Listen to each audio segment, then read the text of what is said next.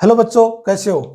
देखो, कल 11th class का वीडियो देखा आपने, अपलोड किया था, बेसिक जानकारी बताई थी। उसी जानकारी को थोड़ा सा और आगे बढ़ते हैं। तो 11th क्लास के अंदर जो बच्चे जुड़े हुए हैं, सबसे बड़ा मेन पार्ट होता है बीमा। वो बीमा के बारे में आज थोड़ी जानकारी करते हैं। तो आपको ये क्लियर हो गया होगा, जो बच्चे साइंस लेते हैं वो साइंस लेने के बाद क्या क्या स्कोप है और क्या क्या आपको समझने की जरूरत है। तो सबसे सबसे पहले पार्ट शुरू होता है बीमा का। जैसे जैसे बीमा समझ में आती है उससे संबंधित क्या है, आपके फॉर्मूले भी क्लियर होते हैं, उसकी परिभाषा भी क्लियर होती है, उसके बारे में भी जानकारी होती है। तो सबसे पहले क्या करते हैं, इस बीमा के बारे में जानते हैं कि आखिरकार ये बीमा होती क्या है। तो 11th क्लास वाले बच्चे थोड़ा सा ध्यान से समझें बीमा।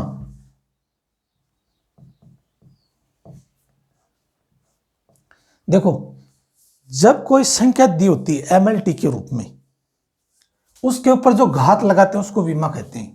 तो पहले तो आप बेसिक जानकारी ये कीजिए कि MLT के ऊपर लगाई गई घात को बीमा कहते हैं, या दी गई संख्या के ऊपर अथवा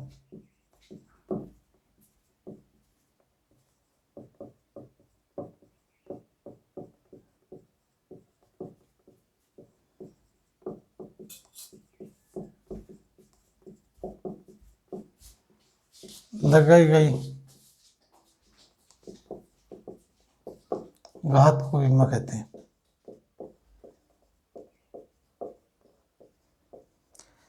देखो बच्चों, मैं डायरेक्टली MLT ले लिया, आप कंफ्यूज हो रहे हो कि आखिरकार सर ये MLT क्या चीज है। तो मैं पहले क्या बार बार ये वर्ड यूज कर रहा हूं, बीमा बीमा बीमा, जिसको अंग्रेजी में बोलते हैं डायमेंशनल। तो आखिरकार ये है क्या, पहले इसके बारे में परिभाषा समझते हैं। इनसे जितनी जरूरत होंगी उनको एक साथ लेकर चलते हैं। तो बीमा के बारे में पता चल गया। एज ए एग्जाम्पल, आप मैथमेटिक्स जब पढ़ते हो तो आप ऐसे समझते हो कि अक्स की घात 4। तो अक्स तो एक हो गया आपका संकेत, और ये 4 है, ये हो गई आपकी बीमा जिसको बोलते हो पावर। तो आप ये कह सकते हो कि अक्स के घात 4, अक्स का जो मान है 4 गुना ज्यादा है। तो इसका मतलब ये हो गया, जो अक्स है ये तो हो गई MLT, और ये जो 4 है इनके ऊपर घात लगेंगी, कभी 1 है, 2 है, 3 है, 4 है। इस ग्रुप को आप बोलते हो बीमा, जिसको अंग्रेजी में बोलते हैं डायमेंशनल। ये तो आपको बेसिक जानकारी हो गई। अब आखिरकार ये निकल के कहां से आता है, इनका क्या एडवांटेज है वो देखिए। बहुत बेसिक जानकारी है, बेसिक जानकारी के साथ साथ जुड़ते हुए चलिए। तो सबसे पहले क्या है, SI पद्धति, सिस्टम ऑफ इंटरनेशनल SI पद्धति में 3 तरीके से ये बीमा को समझने के लिए ले रखा है। पहला तो है MKS पद्धति, MKS। दूसरी पद्धति है CGS, और तीसरी पद्धति है FPS। ये पद्धतियां हैं, बहुत सारी पद्धतियां हैं, बट इन बीमा को समझने के लिए इन तीनों के बारे में जानकारी होना बहुत ज्यादा जरूरी है। तो सबसे पहले क्या, MKS, CGS, FPS, ये है क्या वो भी एक एक करके बताते हैं। M for mass, K for kilogram, S for second. अब ये M फॉर मास है, तो कई जगह मैं मास को क्या है, द्रव्यमान में व्यक्त करूंगा। तो यहां जो M है ये मास नहीं होगा, ये M यहां क्या यूज करेंगे अपन, मीटर यूज करेंगे। तो यह जाएगा METER, metre. M for metre, K for kilogram, S for second. तो जब MKS पद्धति आ जाए तो यह तो जाएगा M फॉर मीटर है, K for kilogram, S for second. इसी तरह C for centimetre, G for gram, S for second, F for foot, P for pound, S for second.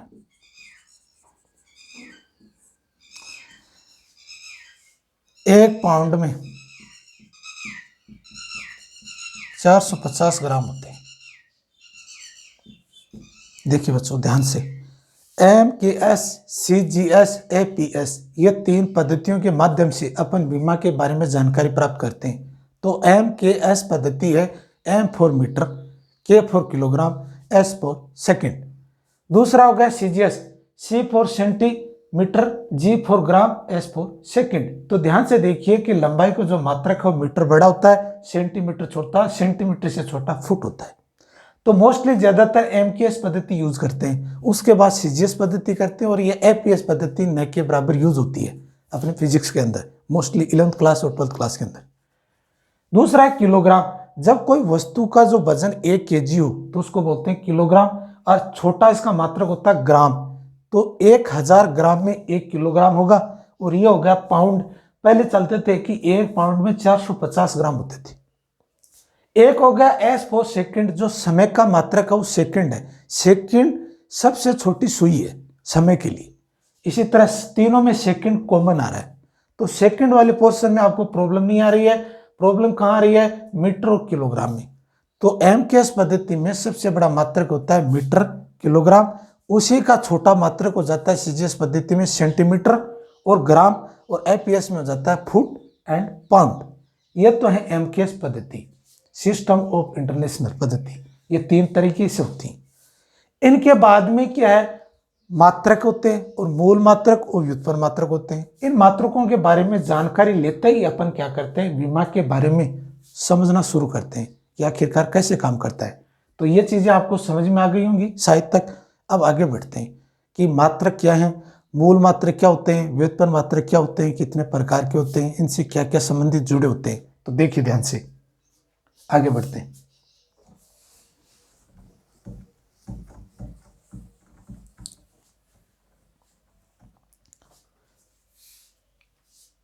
मात्रक, मात्रक को अपन क्या करते हैं? 2 भागों में डिवाइड करते हैं। एक तो करते हैं मूल मात्रक, एक करते हैं व्युत्पन्न मात्रक। देखो, मूल मात्रक वो मात्रक होते हैं जो अपने आप में स्वतंत्र होते हैं, किसी दूसरी राशि के ऊपर निर्भर नहीं करते। व्युत्पन्न मात्रक वो मात्रक होते हैं जो मूल राशियों से मिलकर किसी अन्य राशि पर निर्भर करते हैं, वो हो गए आपके व्युत्पन्न मात्रक। जैसे एग्जांपल समझो, पहले इसकी मैं परिभाषा समझा दूं। मूल मात्रक वे मात्रक होते हैं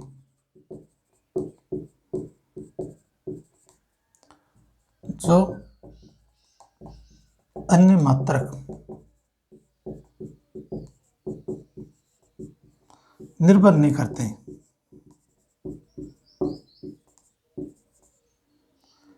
अपने आप में स्वतंत्र होते हैं।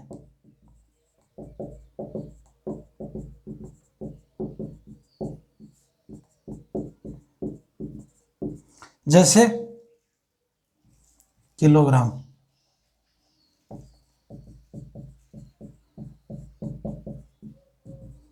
लंबाई का मीटर हो गया, यह हो गया आपका द्रव्यमान का, और समय का हो गया सेकंड। ये क्या स्वतंत्र मात्रक होते हैं। ये तीनों जो मात्रक हैं ये किसी दूसरे राशि पे निर्भर नहीं करते। बहुत सारे होते हैं, ये 7 मात्रक होते हैं, मैंने एग्जाम्पल के तौर पे आपको समझा दिया। ये राशियां ऐसी होती हैं किसी अन्य पे निर्भर नहीं करते। अब बात करते हैं अपन व्युत्पन्न मात्रक। तो जो मूल मात्रक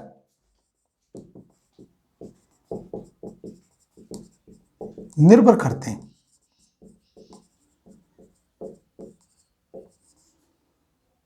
उसे व्युत्पन्न मात्रक कहते हैं।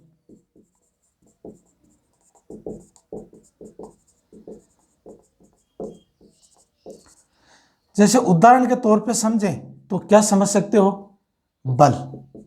तो आपने देखा बल का जो फॉर्मूला होता है वो होता है द्रव्यमान गुणा त्वरण। तो इसका मतलब यह मूल मात्रक और द्रव्यमान क्या है? व्युत्पन्न मात्रक। इन दोनों मात्रक से मिलकर बल का निर्माण हुआ। तो ये एजे क्या है? निर्भर है। एक द्रव्यमान पे निर्भर है, एक त्वरण पे निर्भर है। दोनों जब मिलते हैं तो बल का निर्माण करते हैं। इस राशि को या इस मात्रक को बोलते हैं व्युत्पन्न मात्रक। तो मूल मात्रक में आपने समझा, जो स्वतंत्र होते हैं मूल मात्रक होते हैं वो किसी राशि पे निर्भर नहीं करते, अपने आप में स्वतंत्र होते हैं। तो ये टोटल मूल मात्रक होते हैं 7, और 2 होते हैं पूरक मात्रक। इसके बारे में चर्चा करेंगे, आपको समझाएंगे। तो आपने देखा कि मूल मात्रक 7 प्रकार के होते हैं, वो किसी अन्य राशि पर निर्भर नहीं करते हैं। 2 पूरक मात्रक होते हैं और व्युत्पन्न मात्रक वो होते हैं जो मूल मात्रक पे निर्भर करके एक अन्य राशि का निर्माण करते हैं या अन्य व्युत्पन्न मात्रक बनाते हैं, उसको बोलते हैं व्युत्पन्न मात्रक। ये तो आपकी जानकारी होगी। अब ये देखते हैं कि मूल मात्रक 7 कौन से हैं, 2 पूरक मात्रक कौन से, ये भी समझना जरूरी है और ये कैसे काम करते हैं। तो उस चार्ट को समझते हैं। ये मैं पूरा का पूरा मिटा रहा हूं। उस 7 मूल मात्रक और 2 पूरक मात्रकों को समझेंगे, उसके बाद में अपन डायरेक्ट विमा के बारे में जानकारी प्राप्त करेंगे। देखिए आगे।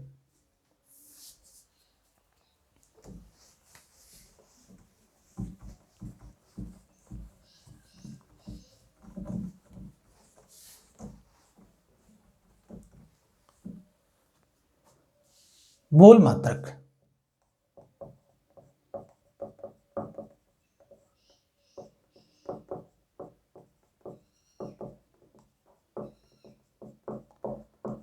सात प्रकार के होते हैं। पहला, द्रव्यमान का मात्रक किलोग्राम। तो यहां लिखेंगे द्रव्यमान, जिनका मात्रक लिखेंगे किलोग्राम, और इसको संकेत केजी से भी व्यक्त करते हैं, और इसको अंग्रेजी में मास कहते हैं, मास। दूसरा हो गया लंबाई, जो भी लंबाई जो नापते हैं वो हमेशा मीटर में नापते हैं, और इसका संकेत हो गया स्मॉल एम, मीटर। तीसरा मात्रक समय, समय का मात्रक हो गया सेकंड, जिसको एच से व्यक्त करते हैं। चौथा मात्रक है ताप, इसका मात्रक होता है केल्विन, जिसको के से व्यक्त करते हैं। एक हो गई विद्युत धारा, विद्युत धारा, इसका मात्रक होता है एम्पियर, जिसको ए से व्यक्त करते हैं। एक है प्रदीपन तीव्रता,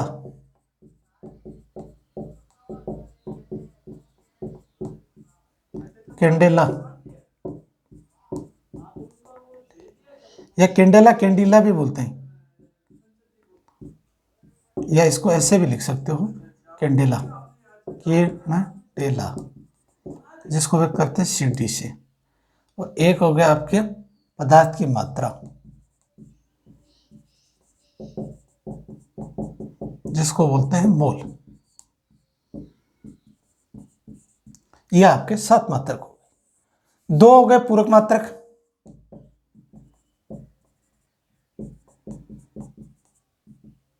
एक तो हो गया समतल कोण,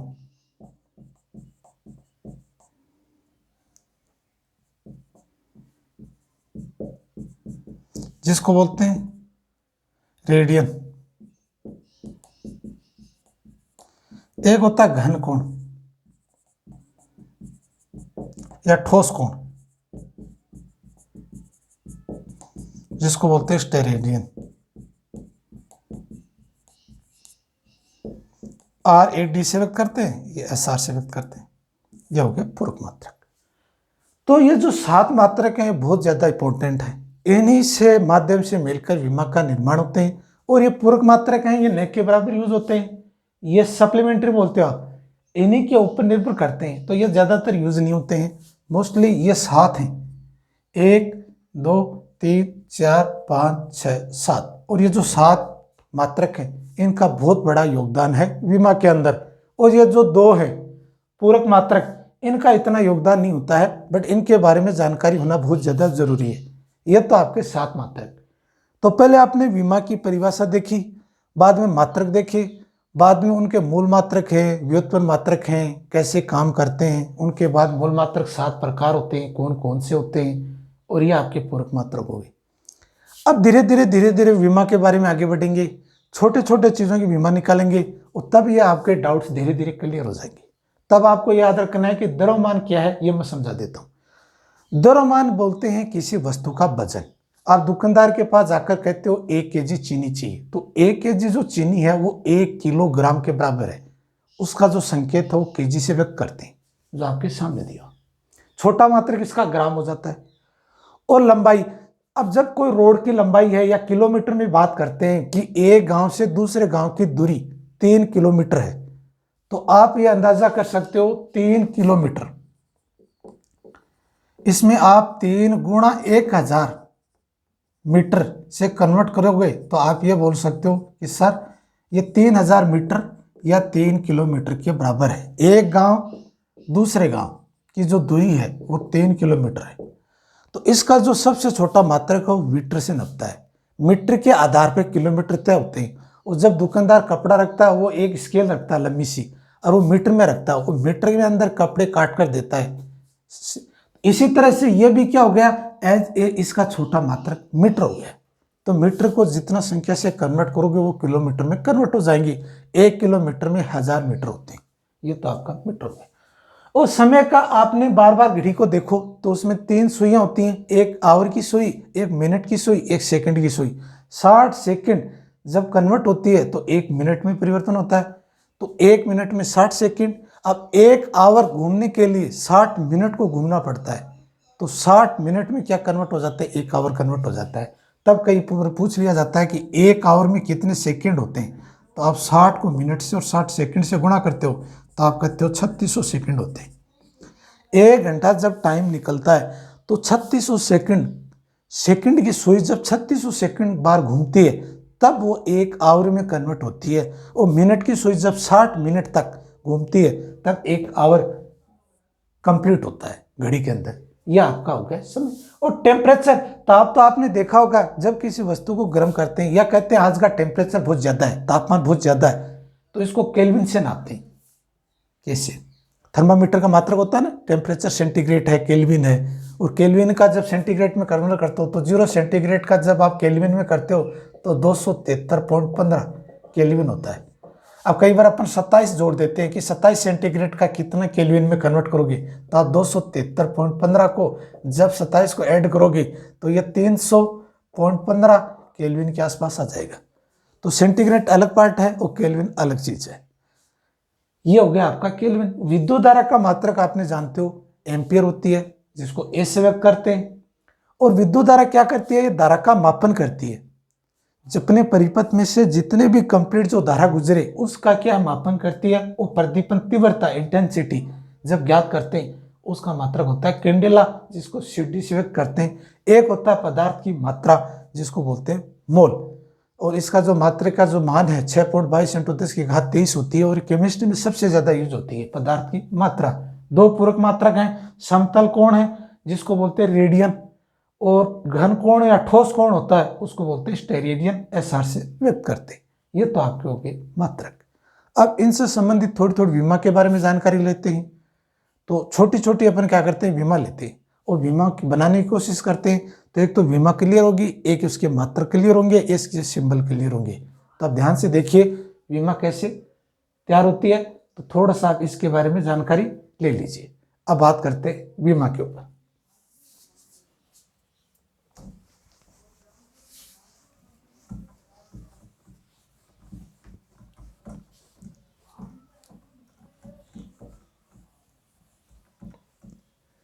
तो बच्चों ध्यान से देखो, अपन जब बीमा जब बनाते हैं तो सबसे पहले क्या करते हैं, एक नाम लेते हैं कि आखिरकार बीमा बनानी किसकी है। तो मैं आपको पहले छोट यही कहूँगा कि सबसे छोटा जैसे क्षेत्रफल लेते हैं तो अपन क्या करते हैं, क्रम संख्या लेते हैं। यहाँ लिख लिया क्रम संख्या, क्रम संख्या में 1 व्यक्त कर दिया। यहाँ अपन नाम दे दिया भौतिक राशि का, क्या दे दिया, नाम। तो नाम दे दिया जैसे क्षेत्रफल।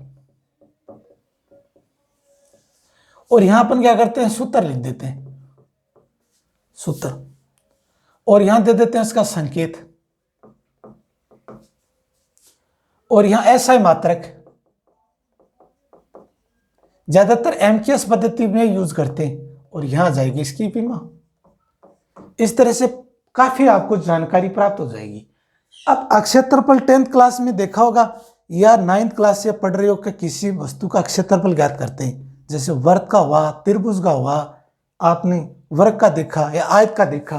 तो एग्जाम्पल के तौर पे देखते हैं, ध्यान से देखिए कि ये आपके पास एक आयत है, ए बी सी और डी। यह लंबाई एल है और चौड़ाई इसकी बी है। यह लंबाई भी एल हो जाएगी और ये चौड़ाई भी b हो जाएगी। जब आयत का क्षेत्रफल ज्ञात करते हैं तो इसका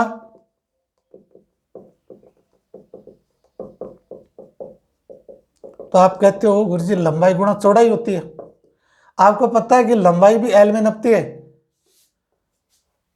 एल गुणा बी, तो लंबाई भी मीटर में नपती है और चौड़ाई भी मीटर में नपती है, तो आयत का जो क्षेत्रफल है वो मीटर स्क्वायर हो गया। पता चल गया कि आयत का जब क्षेत्रफल ज्ञात करते हैं तो लंबाई गुणा चौड़ाई है। वर्ग का ले लीजिए, जैसे भी आपके पास ट्रायंगल है या कोई भी वस्तु है उसके आधार पे आप क्या करते हो उसका क्षेत्रफल ज्ञात कर सकते हो। मैंने जैसे आयत ले रखा है एक तौर पे समझिए आप, ये हो गया लंबाई, ये हो गया चौड़ाई, लंबाई गुणा चौड़ाई, ये आयत का क्षेत्रफल हो गया। आपने देखा कि लंबाई भी मीटर में नपती है, चौड़ाई भी मीटर में नपती है और गहराई भी मीटर में नपती है। अब ध्यान से देखिए ये हाथ है, इस हाथ में ध्यान से देखिए कि ये जो हॉरिजॉन्टल पार्ट है ये तो आपका पार्ट हो गया अक्षैतिज, ये तो हो गया लंबाई, और इस पार्ट को बोलते हो आप चौड़ाई ऊपर की तरफ, और ये नीचे की तरफ हो गई गहराई। इन तीनों पार्ट को अपन मीटर से व्यक्त करते हैं। ये आपका फॉर्मूला है मीटर स्क्वायर। तब आप इसका सूत्र जब लिखोगे तो इसका ये लिखिए एल गुणा बी, संकेत होता है ए, क्षेत्रफल को बोलते हैं एरिया, एरिया को ए से व्यक्त करते हैं तो इसका संकेत हो गया एरिया को ए से व्यक्त करते हैं, और ये आयत का जैसे क्षेत्रफल लिखा है एल गुणा बी। और ऐसा मात्रक इसका क्या होता है मीटर का स्क्वायर, या ऐसे लिखो मीटर का स्क्वायर, या तो हिंदी में लिखिए या इंग्लिश में ऐसे लिखिए एम स्क्वायर। अब इसकी जब विमा बनाते हैं तो ध्यान से देखिए कि जो मास होता है मास, मास ये तो किसको व्यक्त करता है द्रव्यमान को। जब द्रव्यमान के बारे में लिखना हो तो कैपिटल एम से व्यक्त कर देना, और लेंथ होती है लेंथ, और ये होती है लंबाई, इसको व्यक्त करते हैं एल से। एक होता है टाइम जिसको बोलते हैं समय, इसको व्यक्त करते हैं ऐसे, सेकंड जिसको लेते हैं एस, एम एल टी के रूप में लिखते हैं। तो जो सेकंड की जो सुई है वो अपन टी से व्यक्त करते हैं, तो इसकी जगह अपन क्या यूज कर लेते हैं टी, टी फॉर टाइम। अब आप ध्यान से देखिए एम एल टी, ये एक संकेत हो गया। इसके ऊपर जो पावर लगाते हो या घात लगाते हो, इस पूरे पार्ट को आपने विमा का नाम दे दिया। तो आपको ये क्लियर हो गया कि जो मास है वो हिंदी में बोलते हैं द्रव्यमान, लेंथ है उसको लंबाई बोलते हैं, और टाइम को हमेशा समय बोलते हैं जिसको टी से व्यक्त करते हैं, और लेंथ को एल से व्यक्त करते हैं, मास को कैपिटल एन से व्यक्त करते हैं। अगर स्मॉल एम है वो मीटर को व्यक्त करता है, ऐसा ही मात्रक। तो ये ऐसा ही मात्रक क्लियर हुआ, संकेत क्लियर हो गया, सूत्र क्लियर हो गया, और ये आपका नाम हो गया। अब आप इसकी जब विमा बनाओगे तो ध्यान से देखिए कि जब विमा में जिस पार्ट की विमा होती है उस पार्ट को तो आप संकेत से व्यक्त करते हो पावर के रूप में, और बाकी की संख्याएं नहीं होती हैं, या तो आप उस संख्या को छोड़ सकते हो या उस संख्या के ऊपर आप पावर 0 रख दीजिए। पावर 0 रखने का मतलब हो जाएगा कि ये विमाहीन राशि है, विमाहीन राशि है। अगर यहां ऐसे लिख दिया आपने या इस तरह से, तो इसका मतलब ये हो गया कि इसकी जो पावर है वो 1 है। तो ध्यान से देखिए कि जिस संख्या की जो विमा होती है उसके ऊपर आप पावर लगाइए, जो संख्या नहीं होती है विमाहीन राशि है तब तो आप 0 लगा दीजिए, या उस संख्या को क्या है उस विमा में हटा दीजिए। तो अब आप कह रहे हो कि इस क्षेत्रफल की जो विमा है वो ऐसे होगी, लंबाई की भी एल और चौड़ाई की भी एल, तो इसकी कंप्लीट विमा हो जाएगी एल की घात 2। अगर कंप्लीट विमा लिखते हो तो लिखो एम 0 एल की घात 2 टी की घात 0, क्योंकि इसमें मास और टाइम नहीं दिया हुआ है। जो संख्या नहीं दी है उसके ऊपर आप संख्या 0 लगा दीजिए, पावर क्या कर दीजिए 0 कर दीजिए। अगर आप 0 पावर नहीं करते हो तो क्या करना है, आप डायरेक्ट एल की घात 2 रख दीजिए। और हमेशा विमा के ऊपर जो पावर होती हैं वो गुणा में नहीं होती हैं, वो हमेशा ऐड होती हैं। विमा को हमेशा दी गई संख्या के ऊपर जो पावर होती हैं वो ऐड की जाती हैं, गुणा नहीं की जाती हैं। तो ऐड करने का आगे आपको तरीका बताएंगे। ये आपका फर्स्ट था क्षेत्रफल, आया समझ में। इसी तरह से अपन क्या करते हैं, आयतन ज्ञात करते हैं। आयतन की क्या हो सकती है, देखिए इसको मैं मिटा रहा हूं ध्यान से। छोटे छोटे विमा के बारे में जानकारी प्राप्त करेंगे तो आपको क्या क्लियर हो जाए हर एक चीज। अब आयतन लेते हैं, किसी वस्तु का जब आयतन ज्ञात करते हैं तो इसका क्षेत्रफल होता है लंबाई गुणा चौड़ाई गुणा ऊंचाई, या L गुणा B गुणा H। और वॉल्यूम, आयतन को V से व्यक्त करते हैं, V फॉर वॉल्यूम। इसका मात्रक भी क्या होता है, मीटर गुणा मीटर गुणा मीटर। तो ये होगा मीटर की घात 3, या मीटर की घात 3 से व्यक्त करते हैं। अब इसकी विमा आप डायरेक्ट देखो, L1 बराबर L की घात 3। अब कंप्लीट जब विमा बनाओगी m0 L की घात 3 t की पावर 0, ये आपकी आयतन हो गई। क्षेत्रफल ज्ञात करने में इतना समय लगा, आयतन उससे जुड़ा हुआ चीज है, आपको बहुत फास्टली इस विमा ज्ञात कर दी और आपको आइडिया होगी। ये आपकी आयतन का हो गया, और आयतन को वॉल्यूम से व्यक्त करते हैं, और ये L की घात 3 होती है विमा में, और ये मीटर की घात क्यूब। जब आयतन का क्षेत्रफल ज्ञात करते हो तो मीटर की घात क्यूब से व्यक्त करते हो। कई बार दे दिया जाता है ना कि दी गई संख्या का आयतन 65 मीटर की घात क्यूब है, तब आपको यह समझ में आ जाता है कि ये आयतन का संकेत है। अगर वो 65 मीटर स्क्वायर दे दिया जाए तो आप समझते हो यह क्षेत्रफल है। अगर वो 65 मीटर दे दिया जाए तो आप कहते हो यह कोई ना कोई लेंथ है। इस तरह से आप ये मात्रक से डिफाइन करते हो, और मात्रक से ही आपको विमा में निकालने में आसानी होती है, तब ये आयतन की विमा आपने ज्ञात कर दी। आपके पास में क्षेत्रफल हो गया, आयतन हो गया, और द्रव्यमान और ये जो 7 मात्रक हैं इनकी विमा तो आप डायरेक्ट निकाल सकते हो। इनके ऊपर तो क्या स्वतंत्र है, जैसे द्रव्यमान की विमा आप कहते हो सर मास है, m से व्यक्त करते हो। तो छोटी छोटी विमा इनके बारे में थोड़ा सा क्या नोट करके मैं थोड़ा समझा दूं, ये विमा के बारे में आपको कंफ्यूज ना हो। तो ये जो द्रव्यमान होता है इसको अंग्रेजी में बोलते हैं मास, इसका m यूज करते हैं, तो इसका m1। लंबाई को बोलते हैं लेंथ, इसको बोलते हैं L1 से। और ये हो गया समय को बोलते हैं टाइम से, तो इसका होगा T1। या इसको कंप्लीट लिखोगे तो m1 L0 t की पावर 0 ऐसे भी लिख सकते हो, या इसको ऐसे भी लिख सकते हो m0 L1 t की घात 0, या इसको ऐसे लिखोगे m0 L की घात 0 t की घात 1। कंप्लीट विमा में नहीं, ये भी सही है और ये भी सही है। इसी तरह धारा का मात्रक होता है एम्पियर, इसको ए से व्यक्त करते हो। केल्विन ताप हो गए, ताप को केल्विन के से व्यक्त करते हो, या कई बार थीटा से भी व्यक्त करते हैं टेम्परेचर को। इस तरह से बहुत सारी विमाएं होती हैं। पदार्थ की मात्रा जिसको मोल से व्यक्त करते हो, जिसको मोल से व्यक्त किया जाता है, मोल। कैंडेला सीडी से व्यक्त किया जाता है। इस तरह से क्या है, ये 7 मात्रक हैं, ये मूल मात्रक है। मूल मात्रक डायरेक्टली आप विमा से व्यक्त कर सकते हो, जो सिंबल दे रखे हैं इन्हीं को जोड़कर अपन विमा का निर्माण करते हैं, जो आप बोलते हो ना व्युत्पन्न। अब आप कह सकते हो कि क्षेत्रफल एक व्युत्पन्न मात्रक है, आयतन एक व्युत्पन्न मात्रक है। क्यों कि ये हर एक संख्या में जुड़ा हुआ है। अगर ये 3 चीजें नहीं जुड़ती तो ये आयतन का निर्माण नहीं होता। तो व्युत्पन्न मात्रक क्या है, किसी न किसी राशि पे निर्भर करती है, घनत्व है। अब तीसरा पार्ट अपन लेते हैं, घनत्व है। देखिए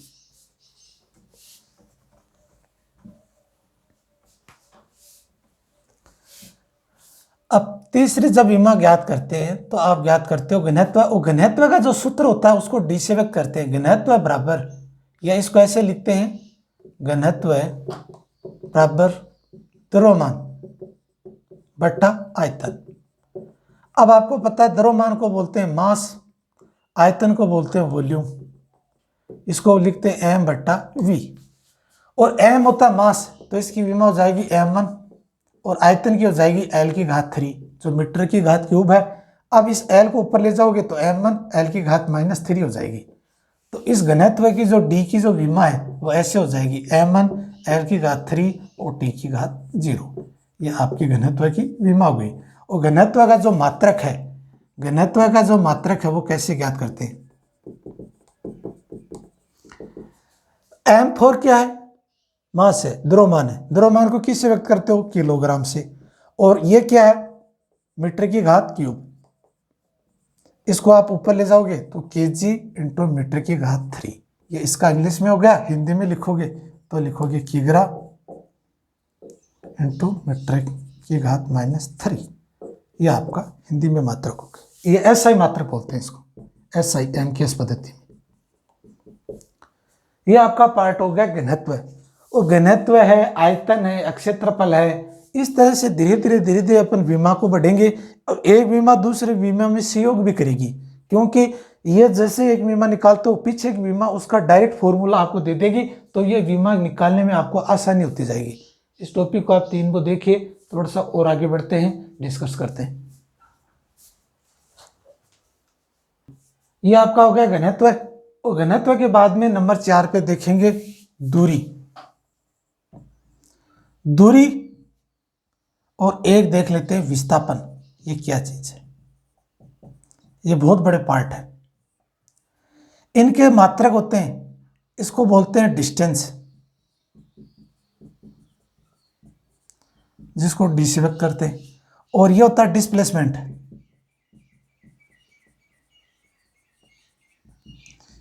इसको बोलते हैं एस से। दूरी एक अदिश राशि है और विस्थापन है क्या है? सदिश राशि है। इसके बारे में चर्चा करेंगे। इसका मात्रक भी मीटर है, इसका मात्रक भी मीटर है, तो ये क्या हो जाएंगे कि इसका मात्रक भी क्या है? मीटर है, और इसका मात्रक भी क्या है? मीटर है। और ये हमेशा आपको पता है कि जो मीटर में है तो उसकी जो विमा होगी वो L1 होगी, और इसकी भी L1 होगी।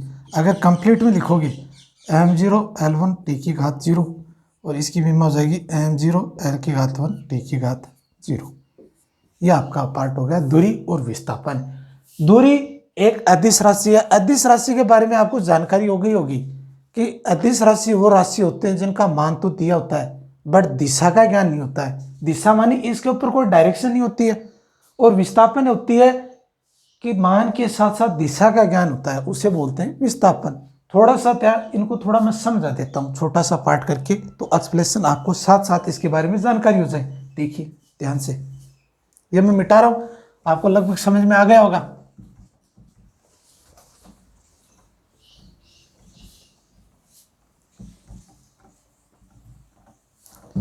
देखिए पहले तो आप कह रहे हो ना अदिश और सदिश, अदिश राशि और सदिश राशि। अब देखिए इसमें एक संकेत से समझा रहा हूं, W बराबर 20 जूल, और यहां मैं लिख रहा हूं F बराबर 10 न्यूटन। तो अब देखिए W क्या है? एक संकेत है, और 20 क्या है? मान है, और जूल क्या है? मात्रक है। तो आप ध्यान से देखिए कि W के ऊपर कोई डायरेक्शन नहीं है, मान तो है, मान के साथ साथ इस W के ऊपर दिशा का ज्ञान नहीं है। वो राशियां तो अपन लेते हैं अदिश में, और F है वो बल को व्यक्त करते हैं, इसका ये 10 है, ये तो इसका हो गया मान, और ये न्यूटन हो गया मात्रक, और F क्या हो गया? संकेत। और संकेत के ऊपर जो दिशा का ज्ञान है कि आपको ये पता चल गया है कि जो बल की जो डायरेक्शन है वो मेरी तरफ लग रही है, तो ये जो बल है वो मेरी तरफ लग रहा है। कार्य में कोई डायरेक्शन नहीं होती। आप जब खेत में जब काम करते हो तो ये थोड़ी है कि आप उत्तर दिशा में 5 सेंटीमीटर दूर जाकर उत्तर दिशा में आप काम कीजिए। ये आपका खेत है, आपके ऊपर निर्भर करता है कहाँ आपको काम करना पड़ता है, वहाँ कोई डायरेक्शन नहीं होती। धक्का लगाते हो तब डायरेक्शन होती है। जब जैसे बस का धक्का लगाते हैं तो क्या पीछे से जब धक्का लगाते हैं तो आपको पता है कि आपकी जो डायरेक्शन है वो किस दिशा में, आपके फ्रंट के सामने की दिशा में है या बैक साइड की दिशा में, ये निर्भर करता है डायरेक्शन पे। तो ये तो आपको हो गया राशि के बारे में। अब आप कह रहे हो कि ये दूरी और विस्थापन है क्या? देखो इस बोर्ड से संबंधित समझा रहा हूं मैं। ये जो बोर्ड का पॉइंट ए है और ये बी पॉइंट है, ये बी पॉइंट है। अब मेरे को यह कहना है कि जब वस्तु ए पर है तो मेरे को दूरी चलती है, तो दूरी हमेशा एक के रास्ते पे चलती है। ये जो आपको रास्ता दिखाई दे रहा है वो इस रास्ते से आकर इस बी तक आएगी। दूसरी उसके रास्ते की डायरेक्शन ये होगी, वो बोर्ड की ये डायरेक्शन को तय करेगा। एक फर्स्ट तो ये हो गया डायरेक्शन, और सेकंड ये हो गया। तो दूरी हमेशा मार्ग के पथ पे निर्भर करती है, वो रास्ते पे निर्भर करती है। और विस्थापन क्या करता है? एक बिंदु से दूसरे बिंदु तक मिलाने वाली एक सीधी रेखा। तो इसका मतलब ये होगा कि विस्थापन क्या करता है? बिंदु ए से बिंदु बी तक जो एक सीधी रेखा होती है उसकी जो डायरेक्शन होती है उसको बोलते हैं विस्थापन। विस्थापन कभी भी रास्ते के पथ पे निर्भर नहीं करता है, वो एक बिंदु को देखता है, दूसरे बिंदु को देखता है और सीधी रेखा में मिला देता है, वो विस्थापन हो गया। इसमें दिशा का ज्ञान नहीं होता है क्योंकि रास्ते में कोई डायरेक्शन नहीं होती है, कभी रास्ता कभी सीधा होता है, कभी लेफ्ट की तरफ होता है, कभी राइट की तरफ होता है। तो दूरी हमेशा क्या है, रास्ते के पथ पे निर्भर करती है। और विस्थापन क्या है, एक बिंदु से दूसरे बिंदु को सीधी रेखा में मिलाने का काम करती है। तो ये अपन में डायरेक्शन में काम करते हैं। तो दूरी एक अदिश राशि है और विस्थापन एक सदिश राशि है, दोनों का मात्रक मीटर होता है, आपको पता चल गया होगा। और विस्थापन को अंग्रेजी में डिस्प्लेसमेंट बोलते हैं और दूरी को हमेशा बोलते हैं डिस्टेंस। और आगे इनके बारे में चर्चा करेंगे। आज आपका टॉपिक पूरा हो गया और इस वीडियो को हो सके ना जितना लाइक करो, शेयर करो और सब्सक्राइब करो। और आज मैंने यूट्यूब चैनल के माध्यम में एक प्लेलिस्ट बना रखी है। तो प्लेलिस्ट में क्या है, इस प्लेलिस्ट में हर एक चैप्टर के वीडियो डाले हुए हैं। तो 11th क्लास की जो प्लेलिस्ट के जितने भी चैप्टर हैं वो आप डायरेक्टली यूट्यूब के माध्यम से जाके प्लेलिस्ट में वीडियो देख सकते हो। अभी क्या 12th क्लास का दूसरा चैप्टर चल रहा है, तो पहला जो चैप्टर कंप्लीट है वो प्लेलिस्ट के माध्यम से जाके सारा का सारा सारांश आपको पहले चैप्टर से मिल जाएंगी, सारे के सारे वीडियो। तो आपको क्या है, सर्च करने की इतनी जरूरत नहीं है, आप चैनल पे जाइए, चैनल पे जाके प्लेलिस्ट में जाइए और प्लेलिस्ट में जो भी आपको वीडियो देखना है, 12वीं क्लास की अलग है, 11th क्लास के अलग है, मोटिवेशन के अलग है, अलग अलग पार्ट बना रखे हैं प्लेलिस्ट, उसमें जाकर आप आसानी से पढ़ सकते हो। और कोई चीज़ें नहीं समझ में या कमेंट्स के माध्यम में बता सकते हो। और कोई चीज़ें आपको एक्स्ट्रा पढ़नी है या किसी चीज़ के बारे में जानना है तो आप कमेंट में लिख कर रख दीजिए। जैसे आपके कमेंट रीड करेंगे जाएंगे तो आकर उसी का पहले हम रिप्लाई करने की कोशिश करेंगे। तो मेरी तरफ से आपका वीडियो कंप्लीट हो चुका है, कल नए वीडियो के साथ मिलेंगे। Thank you.